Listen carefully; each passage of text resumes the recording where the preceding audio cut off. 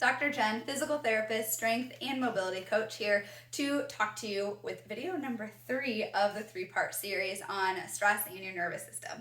Today we are specifically going to talk about what activities are more sympathetic, what are more parasympathetic, and what you can do if you're like, wow, I chronically live in stress, I feel like I'm at my wit's end and I can't figure out what to do. That's what we're going to talk about today. So video number 1, we went through the sympathetic and parasympathetic nervous systems, talked about the differences between those, and went through a typical day of a life of a normal person, what that looks like, which was a lot of this stuff, living us and pushing us or pulling us into sympathetic mode, not a lot of this stuff, which pulls us into parasympathetic mode. And maybe we went through also what you can do and what your life may look like once you started to implement some of these and pulled yourself more into a parasympathetic mode. I'm going to break that down today into what tangible things you can start doing.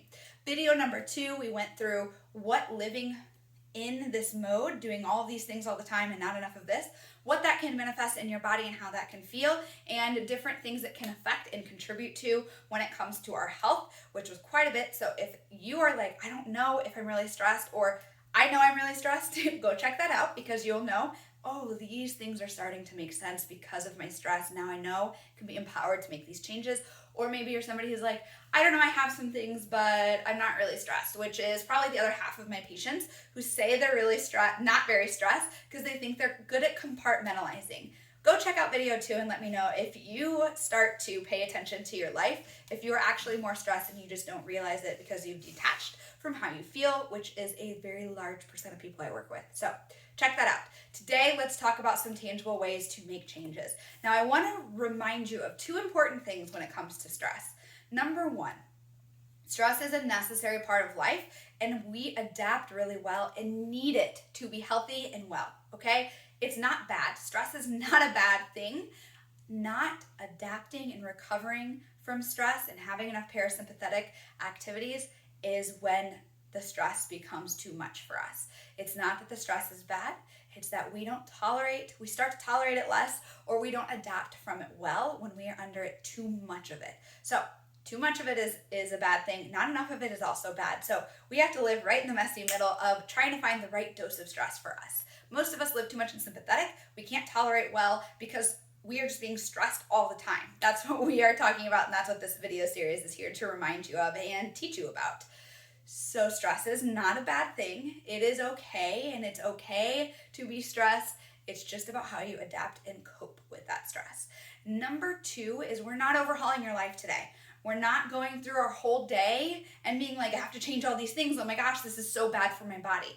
How you think about and perceive stress is going to change and affect how it actually affects your body, right?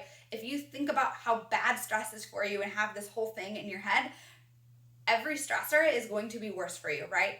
Understanding that stress is a normal part of life is really important, and understanding that it's not so terrible, but you have a little bit more in your power than you realize to affect some of these normal daily things. That's what I want you to think about. So I don't want you to think of all of this stuff as bad and all of this stuff as good. A lot of this stuff is fine. It's not bad. It's just we're not recovering well from it because we're not doing enough of these things. So messy middle always. Now, let's get started on some of the things that we can do. Now remember, again, we're going really slow into these things, maybe changing 1 or 2 things at a time. If you can't quite figure out what you're doing or what you need to do or what's the best first step, please either check out James Clear's work, and he talks, especially in his book about called Atomic Habits, he talks about how to get rid of habits that you don't want. He calls them bad habits. I don't like that term. I would just say habits you don't want, or habits you want to get away from, and how to implement habits that you want to start doing, or good habits is what he calls, which I don't like attaching morality to things. So just refer to them as things you want to do more of. So if that's you and you are a self-learner, go check out his work in his book. If you are struggling and you need a little bit more help, we do consultations, so check us out at movementupgraded.com, reach out to us. Now, let's go through what things you can do a little bit less of and what things you can do a little bit more of so that you are not in such an upregulated state in your body and having all of this chronic tension and just feeling awful and not sleeping well, just not feeling good. Number 1 is anything that tends to promote or stimulate your sympathetic nervous system are things we're going to kind of work on calming down. The number one thing that I have up here is caffeine, because most people are drinking coffee, way too much of it, and way too late during the day. Everybody metabolizes it differently, so you have to know for you how your body is affected by it. Most people should stop drinking as much. So switch to decaf, have only 1 cup, decrease how much consumption you're having and when you're having. Both matter. I don't drink caffeine past noon if I can help it. 2 p.m. is my hard cutoff date if I have something going on, but it'll affect my sleep if I do drink coffee too late. You can figure out what that is for you, but stay on the conservative side and drink less of it. Anything with caffeine in it, tea, coffee, chocolate to a lesser extent, we want to not have too much of that. Nicotine is also mostly overlooked, but it is something that stimulates our nervous system. It literally taps in to our nervous system and increases sympathetic nervous stimulation. So that's going to be something that might be harder for you, but you'll have to work with somebody or with yourself and your daily habits to work on that. Other stressors that we typically don't realize are stressors or upregulators of our nervous system are just things that tend to be stressful, right? They feel stressful for us. Number one is being a caretaker. If you are an adult, if you are a parent, you are a caretaker, and that is very stressful. You are taking care of somebody else all day long. If you're in a job where you are a caretaker, so if you're in a healthcare field, if you are in a service industry, you're taking care of people, you're going to be more upregulated because you're working with people and taking care of them all day long. You're not focusing on yourself as much, and that is energy out. That is more difficult for people who are introverted versus extroverted, and it's really important that you figure out which one of those you are, because it'll affect you differently. Things like change. So experiencing a change in your life is stressful. It can be an exciting change and it can be a not exciting change. Either way, it will stimulate your sympathetic nervous system, even if it's like excitement. So again, see how stress is not necessarily bad. Excitement's good. It's just maybe we need to understand why we're feeling that way. Oh, I have a big change coming up. Oh, I'm moving. Oh, I changed jobs. Okay, I'm just more upregulated, so maybe I just need to do more parasympathetic things. Also big changes like a death in the family, a death of a close friend, like really heavy topics. Those can upregulate your nervous system and make you just not feel as safe. And those can also increase your pain and do all the things that we talked about in video number 2. So understanding that and then correlating the two can be really helpful in just realizing that your body's not broken. It's just you're going through a time right now and it's temporary. Other things are lack of boundaries. So this goes into more of a psychology thing, but understand that like if you do not have good ability to set boundaries and they're chronically being stepped over, whether that's in a job or in any relationship, that will upregulate your nervous system. That's stressful. It does not feel grounding. So you may need to check out finding a therapist who can help you with that. High intensity exercise. This is HIIT, non-HIIT, anything that's really stressful, getting your heart rate up, burning, sweating, all the things the fitness industry and diet culture love to tell you you have to do or it's not effective, are things that upregulate your nervous system. A lot of my patients are doing way too much of this and not enough restorative zone 2 relaxation or calming like walking. So if you're somebody who's really upregulated and all the things in video 2, maybe stopping the high intensity for a time being or decreasing it to 1 or 2 times a week, depending on how much you're recovering, depends on how much you should be doing high intensity exercise. And last but not least, screen time. Your phone or a computer screen in front of your face will change your breathing pattern. This happens for almost everybody I work with. Everybody's different, so it may not be you, but I would venture to guess that you are not the exception, you're the rule. So if you pay attention to this, you can know, do my shoulders come up to my ears? Do I feel myself breathing in through my mouth and into my chest? That is a sympathetic nervous system breath. Now, breathing can bring us into sympathetic mode. When we go into sympathetic mode, we change our breathing pattern. We talked about that in video 1 and I reminded you in video 2. But also, when we change our breathing pattern, it can stimulate sympathetic mode, and that is what happens a lot of times on screens. So if you are somebody who lives on a screen, breaking up your screen time, decreasing it as much as you possibly can is going to be really good, or just doing a lot more parasympathetic activities. So we're trying to get less of these and more of these. Only you can know which thing that you're like, wow, yeah, I do that a lot. That's definitely the biggest thing for me. So maybe you're like, I live on a computer because that's my job. So if there is not a lot you can do, you can either not necessarily decrease how much of it, but start to break it up and let yourself pull yourself back into parasympathetic mode with some of these activities. So you're going to be adding more. If you are somebody who's like, no, I know I'm somebody who, I don't really get set in front of the screen a lot, but I definitely drink a lot of caffeine, then you're going to be somebody who's going to start taking away things and replacing all of your caffeine with decaf coffee or things like that, or cutting yourself off like I do afternoon. So everybody's different again, but these are just giving you some ideas. Now let's talk about parasympathetic activities, right? So if we decrease sympathetic, we'll fall more towards parasympathetic. But if we just do more parasympathetic, we can tolerate more stress. See how this works? Again, stress isn't bad. It's going to happen with life. So a lot of us just need to work on our parasympathetic skills. Again, I said skills. So skills are important to understand. This is not something you will be good at right away. It is a muscle that takes time to practice and get better at, and every time you work on it, you get a little bit stronger. Number one is going to be those deep, slow breaths. We call this diaphragmatic breathing, but a lot of people are only breathing into here. You need to make sure that you are breathing as deeply, as low, as wide, and as back as you can. I work on this with patients because a lot of people think they're diaphragmatic breathing and they're not really, because they're still breathing in through their chest, or they don't even know how to because they've lost control of their diaphragm. That could be you. We can work on that if you want. You can always set up a consult or check out some of our videos, but that is number one. Now, when we're doing these, I always say in for 4, hold for 4, and out for 8. Deep inhale all the way into all of those areas and a very big expansive breath. Holding for 4 seconds to slow that breath down, and then that long, slow exhale for 8 pulls you into a parasympathetic mode. The long, slow exhale is what brings us into parasympathetic state. So that is something that we really need to work on. Nice, calm, relaxed exhales as often as we can. I have patients do about 10 cycles or 10 minutes of this every night or every morning, depending on who you are. You will know when it works best for you. Just do it when you can be the most consistent. Number 2, I will have them throughout the day be more mindful of their breathing. Ways that we do this is set a timer. If you are in front of this computer screen, set a timer for every 15 minutes. Just stop what you're doing on that 15-minute mark, relax, close your eyes, feel your body, and get 1 to 2 deep breaths in.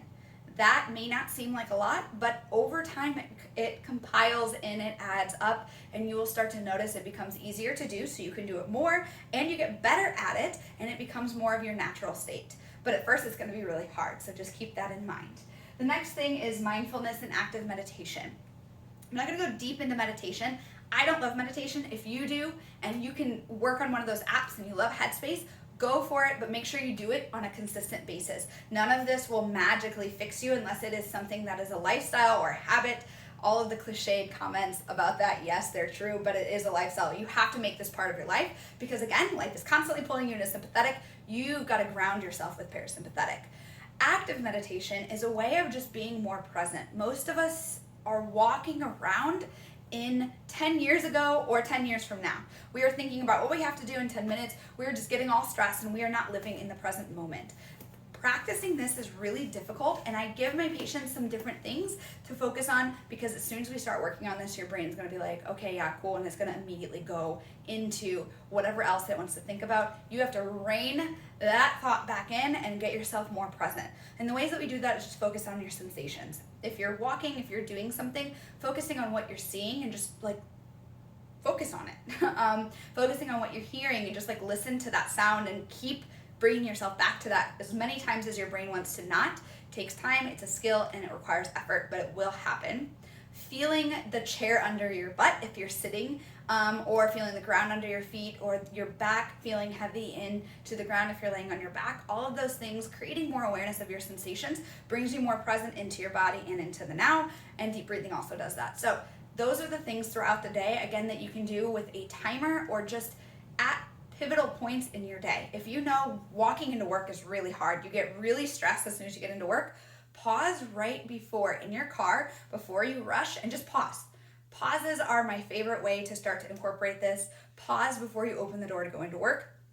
Get a deep breath in, ground yourself into your feet, and feel your body present. Do not let yourself go into work. If you're driving to work, feel the steering wheel under your hands. Please keep your eyes open, but feel the steering wheel under your hands and rein that thought in every time it goes into work. You're not at work yet, you're driving.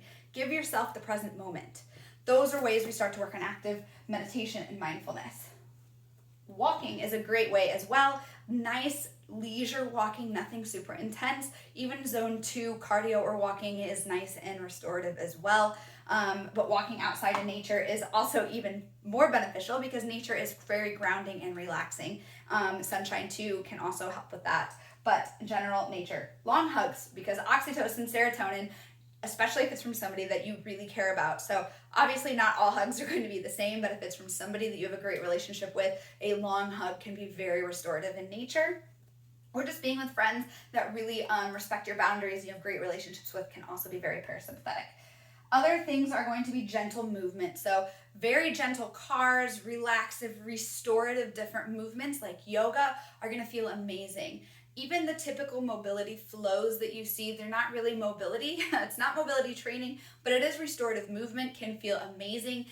Do more of that and a little bit less of high intensity exercise, you'll start to feel better. And last but not least, any sort of muscle relaxation. This is a habit I give for people who have chronically tight bellies, jaws, and neck tightness and pelvic floor tightness. Relaxing it. You're going to clench your jaw when you're stressed and upregulated.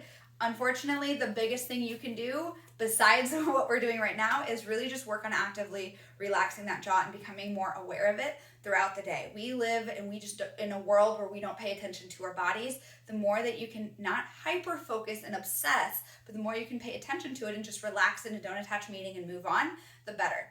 Things that can help with muscle relaxation are going to be things like different smells, like candles, being relaxed in a dark room, no sounds. Some sounds are more relaxing, so you can always incorporate that. And there's different drills like progressive muscle relaxation and also massages. Massage is not going to break up adhesions. It's not going to fix you. And most of the nice sensations that you feel after a massage are because you actually tapped into your parasympathetic nervous system. What's amazing about that is that system you can tap into with all of these things and more. So you actually have the ability, when you get really good at it, to feel just as good from some of the other things that don't require another person to massage you. That is so empowering. It just takes time and a long time to develop. If you really like massages and can afford it, it's great to get those regularly just to feel better. But remember, anything like a massage or CBD oil or anything that's externally influencing us is something that we want to move away from as much as possible and move towards being empowered to do the work so that we know and have the autonomy and the confidence and the trust in ourselves to really bring ourselves back to parasympathetic state. So that is definitely not a conclusive list, but these are some of the things that I go through with my patients and clients on sympathetic versus parasympathetic. The goal for you is just going to be to try to figure out what thing can I be the most consistent with, right? You want to find the thing that you can be the most consistent with, or the two things you can, and the thing that might provide you the biggest ROI, and only you're going to be able to know that by looking and auditing your life and everything else. So if you watched video number 2, hopefully you've been creating more awareness around that, and now that you see video number 3, you're like, okay, I know all of the things. Again, if you have any struggles, please reach out to us. We're more than happy to give you a consult. If this was helpful, give it a like, share it with somebody who needs to see it, and give us a comment below with what was most helpful for you. And this fully completes video number 3 of that 3-part series. Thank you for joining me, and I will see you in another video, hopefully. Have a great day.